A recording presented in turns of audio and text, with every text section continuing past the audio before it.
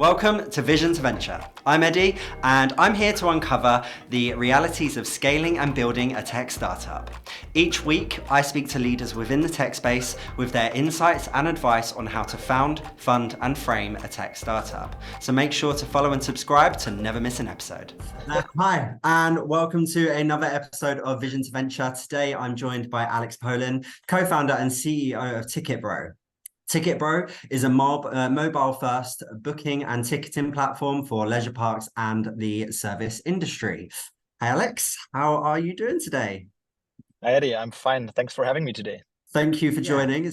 I guess to kick off, I wanted to just sort of get a little bit more of an insight from you in terms of what it is that Ticketbro do, your service, your product. And yeah, just tell us a little bit more about your company. Sure. Happy to share some insights. So in general, Ticketbro is an app-based online booking system for leisure and service providers. What do I mean by that?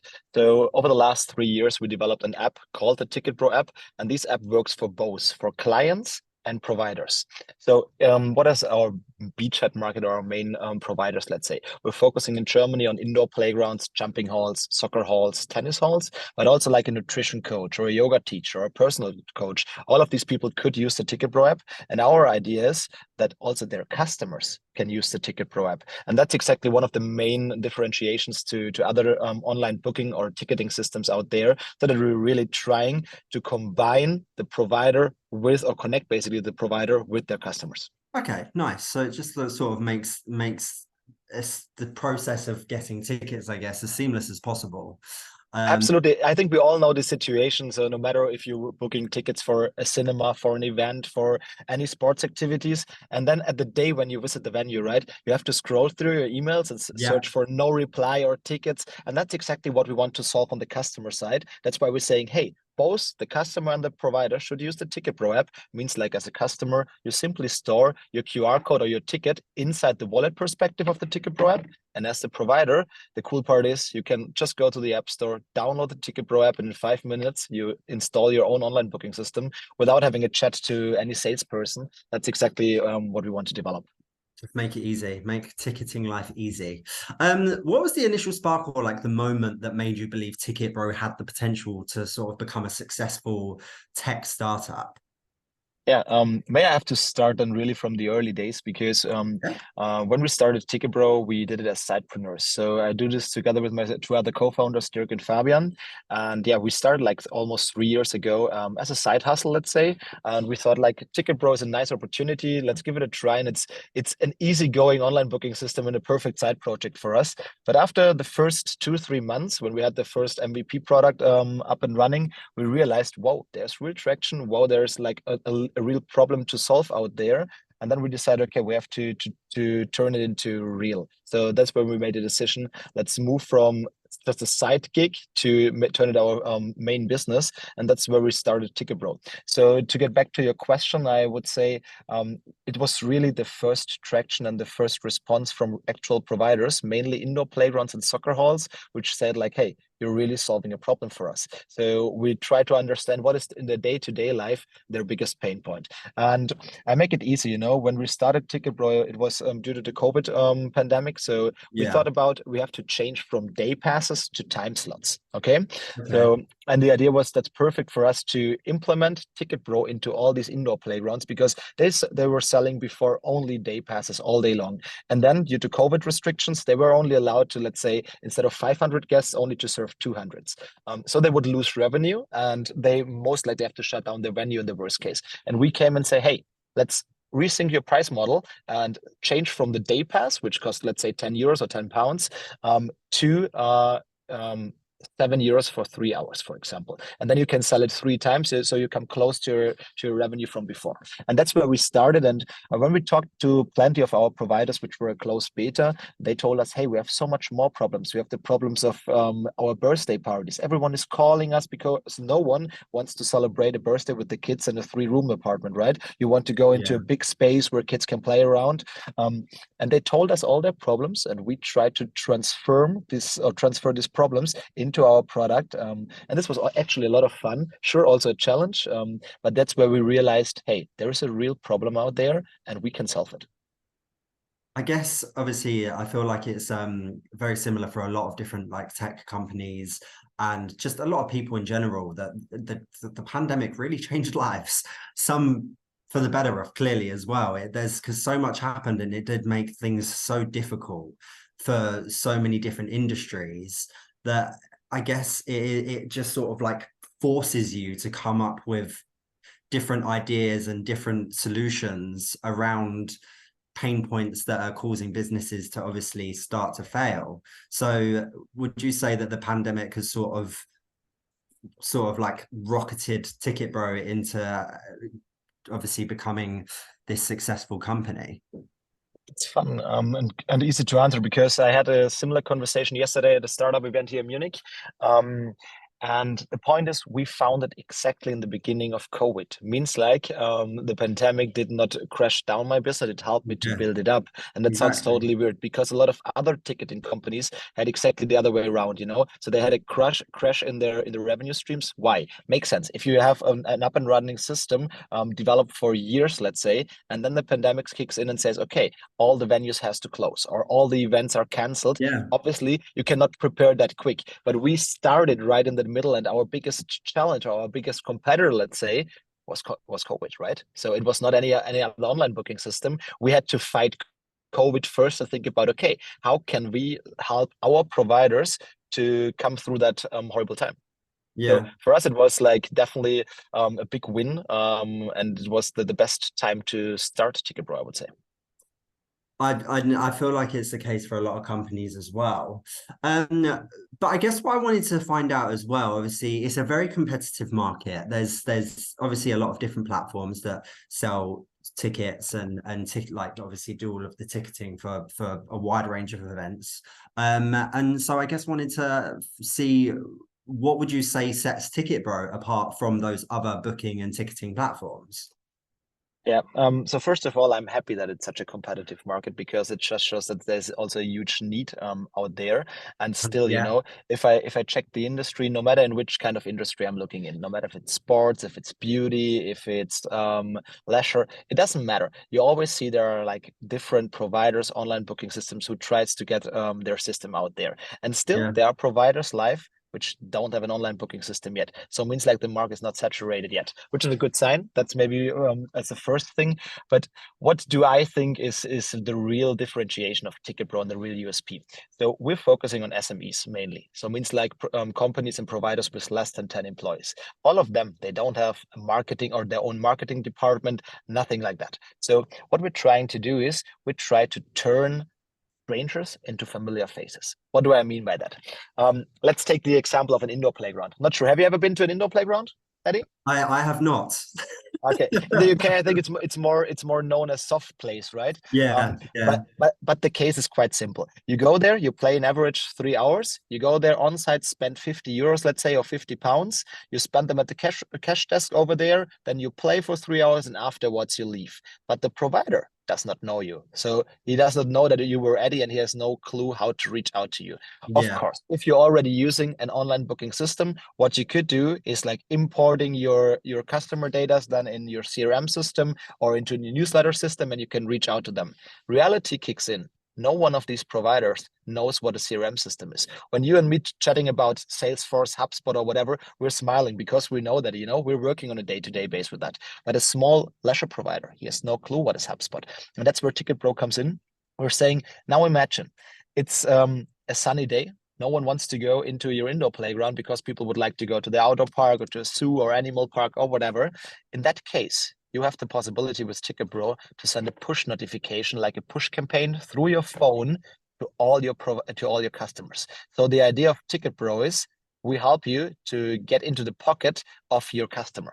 And that's something which no other system out there is doing. That's also why we're not importing the tickets into an Apple wallet, for example. We're importing the ticket into the Ticketbro wallet app. So in the same app as the provider is using. And yeah. that's really the differentiation. We try to connect providers with their customers so that their customer data are accessible and available for any time. And the easiest case, I think we all are able to send a WhatsApp message, right? And sending a push notification through the Ticketbro app is like setting up a WhatsApp message, you know? So you could have your broadcast channel in WhatsApp, but why not using Ticketbro for that and have direct access to all your providers and a direct possibility to get a push notification on their phone? That's what we're doing. Yeah, yeah. And I guess, I mean, especially for me, I guess there are so many companies and industries out there that do require obviously ticketing services. I mean, for me, it was just coming into this, it's like obviously the biggest ones that you can think of is obviously the music industry, the sporting industry, and things like that. It's like obviously there's those huge companies out there that are providing ticketing services for them, like AXS and Ticketmaster. But then you forget about things like Softplay. They need they need ticketing services as well. To be honest with you, I did, yeah, completely was disregarding the fact that companies like that do need like ticketing services. This episode is sponsored by DS Group. DS Group help connect machine learning and software engineering talent with groundbreaking opportunities in the field of AI. So whether you're a company searching for exceptional tech talent or an individual seeking that perfect role, DS Group is your go-to solution. Thanks to DS Group for sponsoring Vision to Venture. Now, obviously, you mentioned you started at the beginning of the pandemic, and you had all of these like this soft play that you was obviously working with. Now, I'm assuming that like you obviously gathered feedback from these early customers and users. How would you say that their input sort of shaped the evolution of Ticketbro's features and functionalities?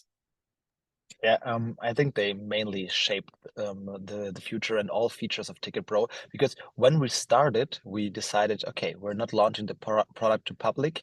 We're making it in a closed beta. So we were for 2 years in a closed beta with more than 50 pre-selected providers from our side. So it was Wow. like we were not serving everyone. So we were really selecting and trying to find always new providers with a new problem, which helps us to make our product better. And this was a very nice opportunity because we were able to do that right. We had an investor early on board, so all of this was possible to build up a product which really solves the problem out there.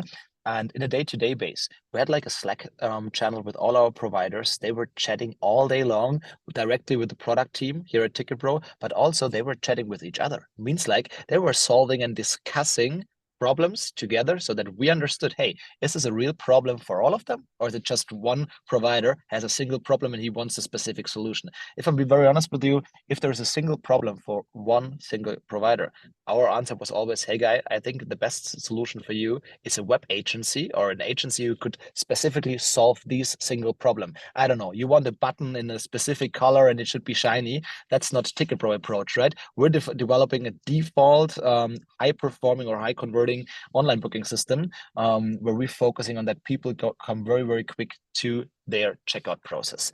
And that's exactly how we developed it. So we try to evaluate the problem, the need, and then turn it into our product and solve the problem.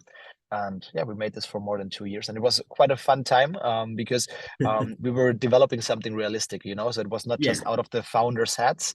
It was really what happens out there on the market. And now, today, I would say we're in this phase where it's not only soft plays, you know. So right now we're talking to nutrition coaches, to in Brazil, for example, to beach tennis and beach tennis trainers. So a complete new vertical, Oh, which nice. is super fun. And you see like Yeah. the memberships, for example, is like the biggest thing they need, you know. And then Yeah. the team works together with Brazilian providers, connecting with them, and we're always following the same approach because we truly believe in our values, you know. So now our Yeah. value is one of them being approachable, and by approachable I mean like being close to our providers, you know, and close to their customers, understanding their problems and bringing that to the product.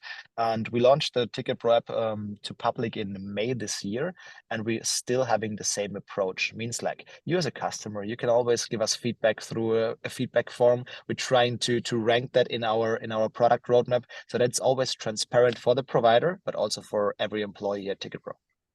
I mean, it sounds like they've really helped sort of accelerate, and obviously you're now with like you're just getting into all of these different industries, which sounds like it's clearly going well. Now you mentioned obviously your other founders, and they're obviously every company needs a good founding team to obviously accelerate the business and be successful. How would you say? So first of all, how did you all meet? And what would you say all of your individual roles are, that like how do they play in the startup's development? All your individual roles. Yeah, that's a very good one.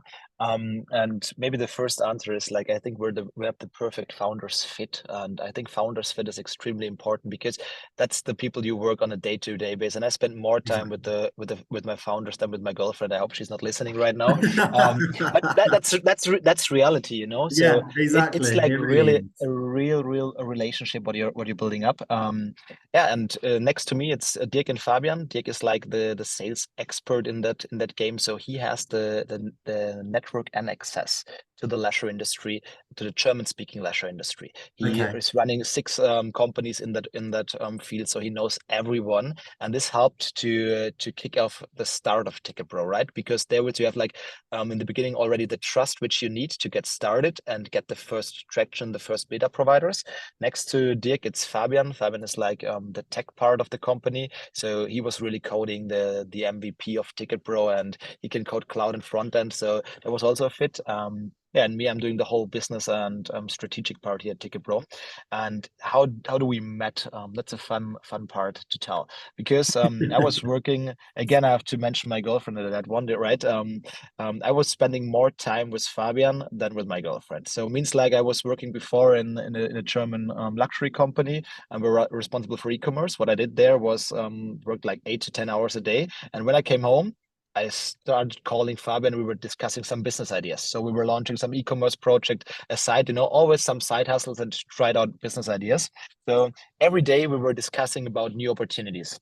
And Dirk, on the other side, were constantly telling me about the problems in his own indoor playgrounds and in soccer halls and tennis halls, that the booking system is like horrible. Let's make an Yeah. example from a soccer hall. He says, hey, you know what happens?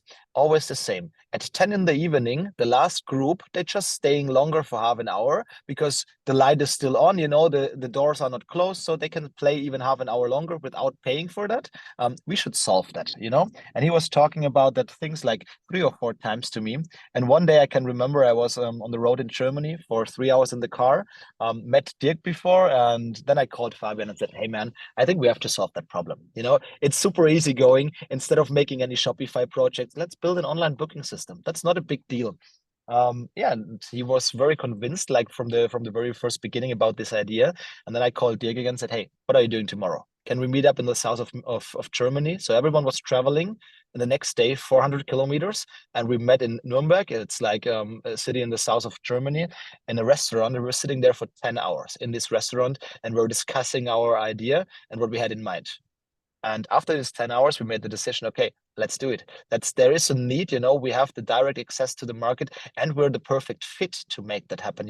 We have all relevant skills, what we need to build it up. And then we said, okay, why not give it a try? And I think 2 weeks later, we already founded the company and just started building, and this was really, really fun. Because in the early days, you're very close to your product, right? So you're testing every button, everything on your own. And nowadays, I'm still close to my product, don't get me wrong, but at one point you're not that deep inside because you have your own team, you have your own tech guys, and you're not coding on your own. But yeah, that's how it is. So it happened really quick. um, uh, so obviously if there's three of you, that it feels like that's a large team to obviously build a company, and there's obviously a lot going on when you're building a company. So considering there's three of you, how are decisions within the company managed? Is there like a clear decision-making process, or do you make decisions collectively? And yeah, how does that even pan out? How does that look? I would say both. So first of all, it's important to mention that communication is key. So Oh sure, yeah, I'm the 100%. marketer, so I'm always talking about communication. That's obviously, but nevertheless, even if it's in the founders team, or if it's with your investor, or if it's within your team, if you don't communicate in a proper way, this is not going to happen. So we have a decision making process, and I would like to differentiate it into two different parts. The first one is like when it comes to knowledge, so let's take Fabian as an example. If he has to make a tech decision, he's just doing that on his own, so he does not need the feedback of Dirk or Alex, because we cannot judge that. As soon as it's like a more important and holistic decision which we have to make, we're having regular meetings, like once a week we're having like a founders meeting where we're like, or sometimes it's just scheduled for 2 hours, but in reality we're sitting there 4, 5, 6 hours, and it starts at 8 in the evening, and it happens that we stop at midnight or at 2 in the morning, because there Oh, are so many topics to discuss. Obviously that's totally fine, but it's fun, and there you make like holistic decision and super important strategic decisions on the company. But yeah, on a day-to-day base, I think as a startup, the most important thing is that you don't lose speed, and to keep that speed, you need a quick and easy decision-making process. And that's what we're having. Also, when it comes then to team members, because it's not only the founders who should make decision. I strongly believe the biggest asset, what we're having at Ticketbro, is not yeah, me, Dirk, Fabian, or the product. It's definitely the team, That's what I yeah. truly believe since the very first beginning. And also, therefore, the team is fully enabled. It means like they can make their own decisions. What do I mean by that? Let's make the easiest example. I take something from marketing. If someone in marketing wants to spend money for print materials or for advertising, for whatever, they need, sure, they have a budget which they can invest. But the more important thing is when they ask the question, hey, Alex, should we spend that? Is this approved? Is that allowed? I'm always saying, hey, would you spend that if it's your money, And that's exactly what I want in the head of every employee here. I want that they act like with the money of the company, like it's theirs, So if someone wants to make an advertising or a cooperation with an influencer and saying it costs, I don't know, £1,000, I'm asking them, hey, would you pay £1,000 out of your own pocket? If it's your company, your baby, your own idea, would you say it's Yeah. worth it? And asking this question, always you see the other one thinking about it, and then you get the real answer. Oh no, I don't think it's valuable, or I think yes, it's definitely valuable. And if I get these yes, I know they are committed to it, I know they're having a good feeling, and I fully trust in my teammates, so then I say, okay, let's keep going. And that's the idea behind making decision, or the decision making process. I would say it's not over engineered, it's super super easy to go, and that's what you need as a startup. But so yeah, obviously with your founding team, you've all come up with this idea. But I guess I wanted to know how you guys sort of validated the demand for Ticketbro services before fully committing to the development process. I know obviously you mentioned that obviously your co-founder had like his soft play and all these different things needed the software, and they needed the service of having an easier ticketing platform. But did you have any sort of market research? Did you speak to potential consumers before obviously going through with the development process? Yeah. So we launched the MVP. So we started to build our first product for the beta providers at Ticketbro. So these were the first traction, the first proof that there is a need, but mainly focused on indoor playgrounds, tennis halls, and soccer halls. So there I had the first check out of reality, and we had the MVP. And then we had to make the decision, okay, does it make sense to invest more time, more money, finding an investor, new verticals? And that's when we started, okay, and saying, hey, let's start with a desk research, like nothing else than a market research, and getting understanding of the German market, of the European market, but also on the global market. So there we understood, okay, the market is huge, it's extremely competitive, we have to keep that in mind. So it's not like that we can serve every vertical, but we need to be smart and clever in the verticals which we're trying to approach, right? Yeah. So I would not fight now an event case like Ticketmaster or something, it doesn't make sense, or Eventbrite. So I'm trying to find verticals which are not saturated, like indoor playgrounds, for example, and really trying to solve a problem for that. So after the desk research, we understood, okay, there is a need and there is still a huge potential, even if it's a saturated market in general. Then we said, okay, let's validate and test out in new verticals. I make an easy example. We defined a list, I think a short list of 15 different niches, starting from animal parks to museums to whatever, and said, Yeah. okay, we're reaching out to our nutrition coaches, yoga teachers, all of them, guided city tours. And we reached out to, I think, 100 people in every niche, and said, okay, how easy is it to get them on the platform on our beta product, on our MVP? So, and we get like 1 to 5 providers in every vertical.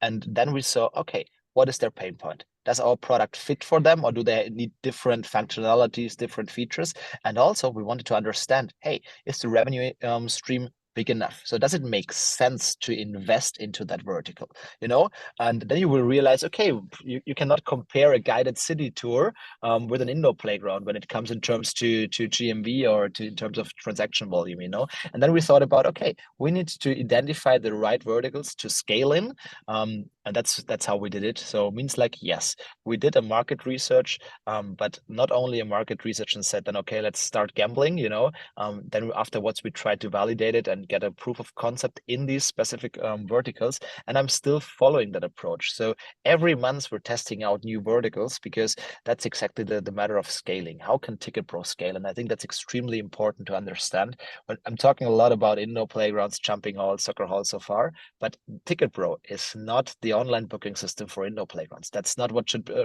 stick in your mind.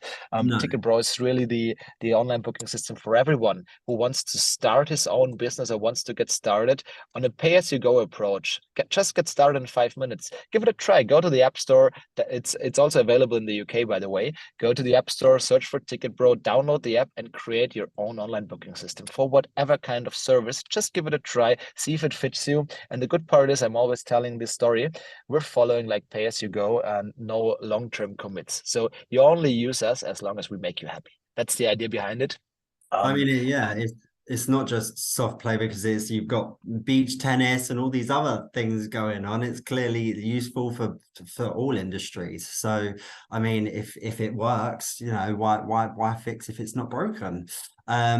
You also, so just in that answer as well, you mentioned obviously before you like went and got investors.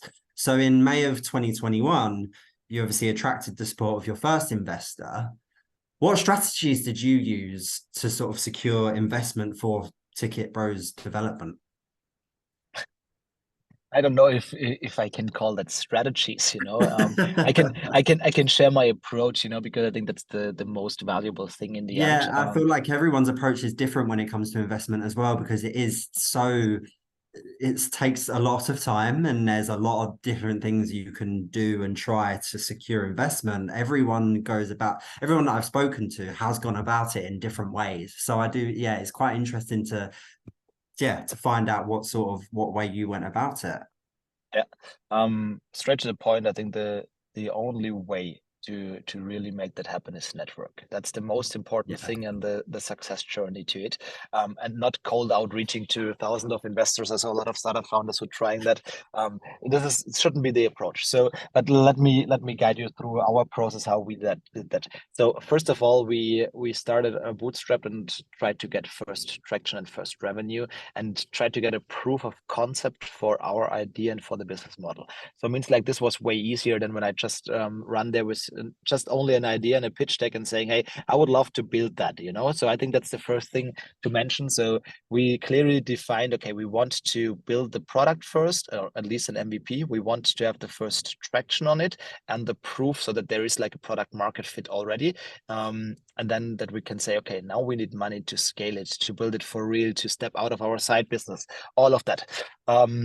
So the first box for us was that we're having traction and a product. The second one was that we're having like a proper business plan and a clear financial plan and idea for the next, I think it was 3 years, you know. And I was always telling in the first meeting, I can remember to my investor, I was telling him, hey man, to be very honest with you, I cannot guarantee you what happens in 5 years, because every year, every month, everything changed in the startup world or in the whole environment, right? But I can give you one insight. The next 12 months, exactly what's written there will be definitely happen, or at least we're going to overachieve that, you know? So I was like having an extremely realistic plan so that I know, okay, the company could also survive without any investment, you know? So that was basically the idea. And I think this really helped to get started, because our first investor was a family office. I think that's also important to mention, not like a VC in the beginning. Yeah, and then we created like a short list. So all of the three founders, we went through our network. So who are people we know? Who are people who are fit to Ticketbro? Because it's not about money in my point of view. It's extremely important next to the founders. It's also important to have the right investor. Your investor is the next relationship or the next partnership you're starting with, right? And there we said, okay, let's think about, I think the short list was not short. It were like 200 or 250 people on it, especially to Dirk, so his network is huge. Sure, he has a different age than me, for example, like 30 years older. But this helps, so he has more network. And we wrote down all of these things and tried to think about what are the advantages and disadvantages of each of them. And then in the end, we came down, I think, to 15 to 20 people. And we just started to reach out to them, because we know them. We have the feeling they could add a value to Ticketbro. That's the most important thing. Not just giving money, Yeah. adding a value that it can really start growing the whole business.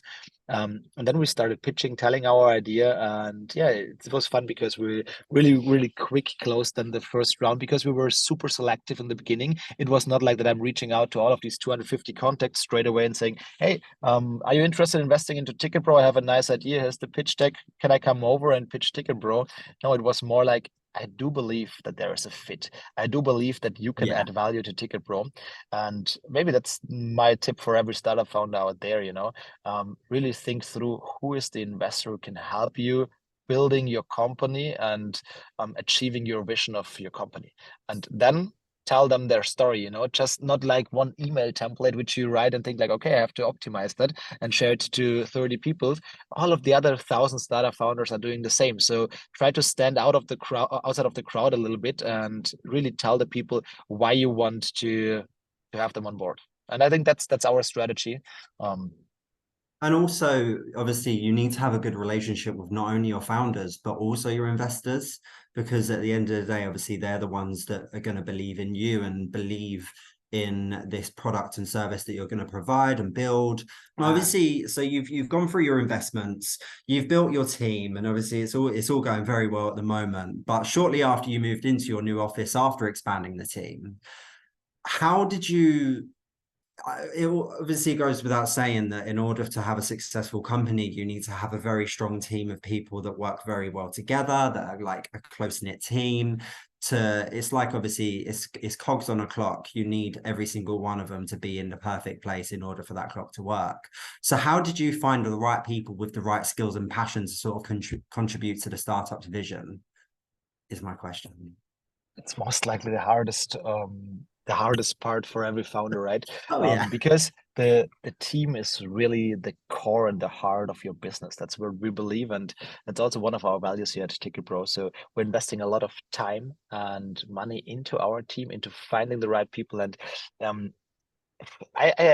I'm focused more on passion than just on skills, because skills everyone can learn, but the passion for your company, this is something the culture defines, I always Yeah. say in the first 5 employees or the first 5 team members are defining the culture for the first 20. The first 20 define the culture for the first 100, and that's exactly how it is. That's why it's super important to find the right ones. And yeah, honestly, I can say that we did that. We for sure we also made like some mishires, let's say, but then we're also yeah, we're up for firing them or quitting that and saying, okay, you're not a fit to the team and to the idea of Ticketbro. But mainly, I would say 90% of all the hires are like a perfect match for Ticketbro, and the team which we're having right now is just outstanding.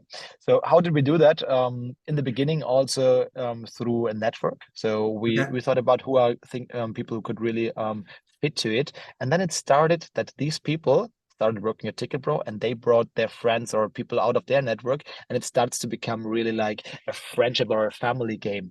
On the other side, there was another idea. What we did is we hired international talents, because what we truly believe is Ticketbro is not a German, it's a German-based company, but not a German product, So we want to build a global product. And if you want to build a global product, you cannot do this with 5 Bavarian guys or in Munich, So you need like to have also international talents. So we always said, let's focus.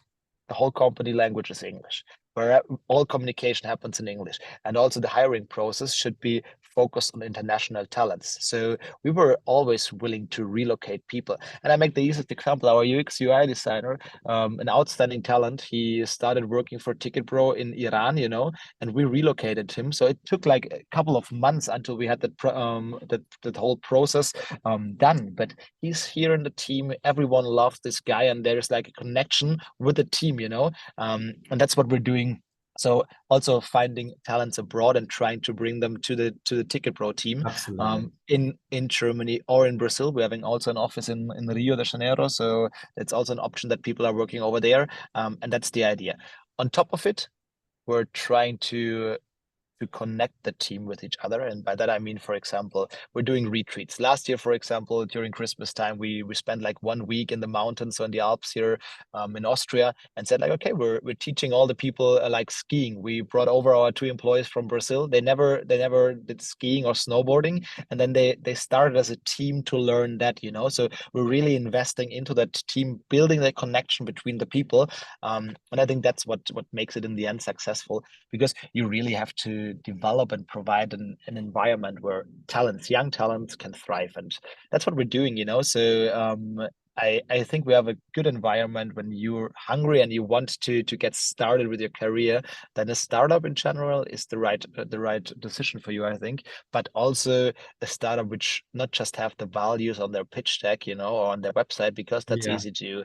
It's way more important talk to employees there and really get a feeling, is it true or is it just what the founder is telling? That's why, for example, every job interview, the second one is always on site, so we're inviting people to the office and saying, "No, I'm not doing that in the evening at 6, 7, 8, where no one is in the office. I'm doing that during the day when people are in the office." And I'm always saying, you know what, before we talk to the team. I want to introduce them. I want that you talk to them and ask your question to them, because it's way better to ask someone who's working here for 2 years, hey, how is the working environment, than to the CEO and he's telling you something. That's basically the idea, and the approach.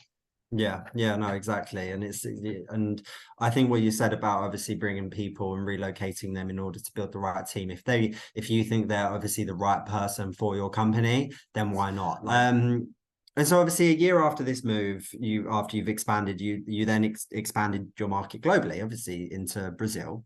So could you just walk us through the steps that you took to initiate your global market expansion? Yeah, sure. It's a I big don't know thing. where to. Yeah, I don't know where to start, because maybe I have to start why Brazil, that's maybe the first thing. So in the beginning, we thought about, okay, we want to prove that Ticketbro is not just working in Europe. So we had always on our agenda and our plan, we have to expand, but we did not have that clear goal. So it was not like 3 years ago I could tell you, hey, I want to go to Brazil. No, it's not like that. But it was like 1 year ago, I think, a good friend of mine, he's running a payment service provider in Brazil, and he said, hey, Alex, there would be an opportunity. Have you ever thought about collaborating Ticketbro and my company, and we can tackle the Brazilian market? This is a huge opportunity. And he was constantly telling me about Brazil, And at one point, I start falling in love with the idea of Brazil. So first of all, shout out to Björn if you listen So you initiated the whole thing. But anyways, back to the thing. So I started thinking about this idea and thought maybe this could be the right approach, because the point is, when you want to go international, or when you want to expand into any market, you Yeah. also need one thing, that's network. You need trust, and you need the right people to get started. And there I had the feeling, well, cool, I have all of these three opportunities already in my hand. So the only thing what was missing was, I was a newbie in terms of the market. So I had no idea about Brazil, no idea about the business opportunities there. So what I did is I started a desk research. Okay. So I tried to make a market research to understand, okay, what is the potential? Where could we focus on? And I understood, wow, market is huge, potential is huge, internet adoption rate is crazy high compared to Europe. So I thought, like, also the smartphone adoption rate crazy high. So I thought, could be, or it seems very promising. So what I then did is I said, okay, I need someone there on the ground. Again, I talked to my friend, and he said, I know someone. I introduced it to him. So he previously, it's Miguel, that's my managing director over there, or how I call him, a lonely soldier, because it doesn't help if you be a managing director of a company if there is no one around you, right, in the beginning. So I got an intro to him, and he sold his company a couple of months before, and I felt that spirit, you know. If you talk to someone, you feel like if there is like a spirit and a passion for what you want to build, and I had the feeling, yes, that could be a fit. And then I made the decision, okay, now I think I have everything at hand, but I don't know that in real. So I took a flight to Rio de Janeiro and said, okay, I'm investing now 1 or 10 days, I think, in Brazil. And I was traveling 4 different locations to understand what's going on over there. So I went to Recife, to Sao Paulo, to Rio, and to Florianopolis. So 4 different complete areas of Brazil. Yeah. And I was talking to people there because we clearly identified before beach tennis as an opportunity, okay? But I did not knew how is beach tennis going over there. And I talked to people in the north and to people in the south, and they were running their business in complete different models. One is doing memberships, the other one is just renting out a court. So I try to understand what's going behind these people and is there really a need? Yeah. And I was honestly, I had like more than 50 conversation, I think, with providers, and all of them told me, yes, I don't have a system which would solve my problem so far. And I said, okay, now I have the real proof that it's not just in my head and not just in the head of others.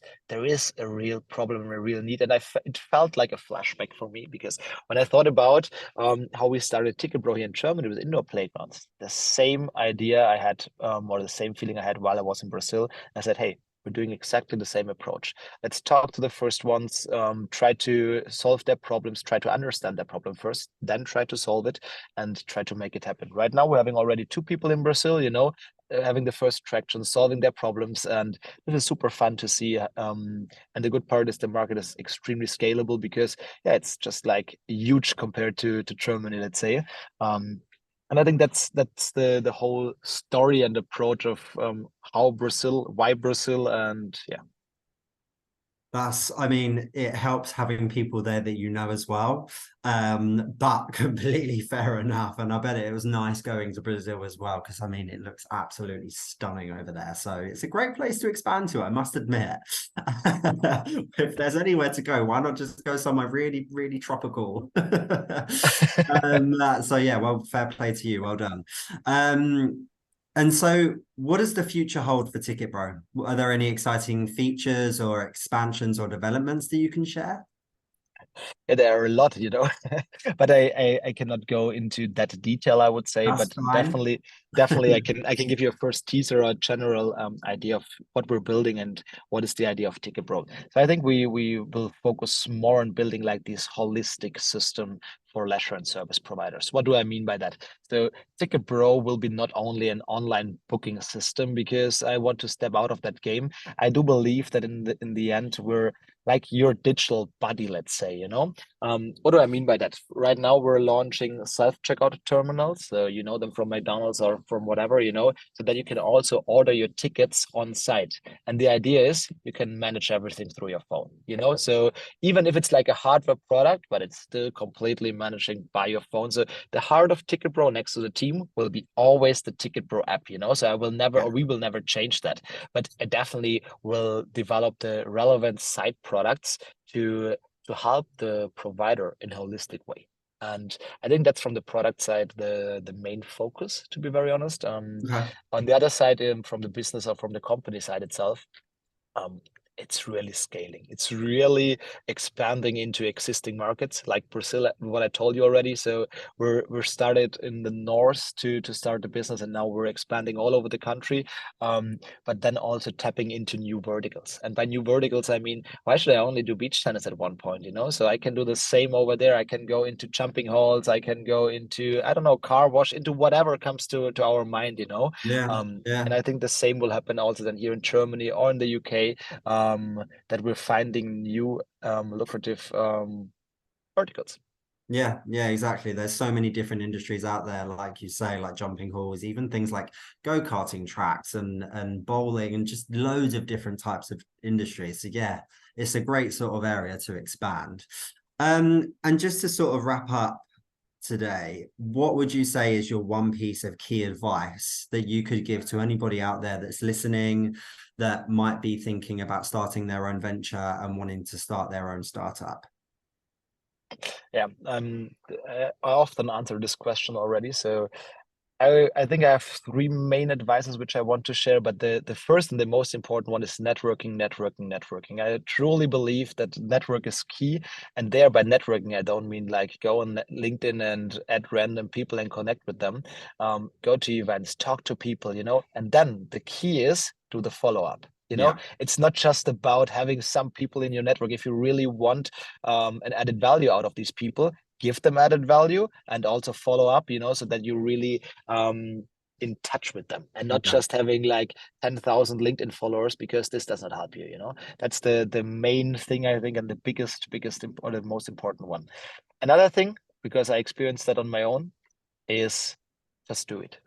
Not the yeah. Nike slogan. It's a Nike slogan, but No, not in yeah, that way. I think it's extremely important because when true. I started Ticketbro, I had like a quite good job, well paid, safe position. All of this was fine.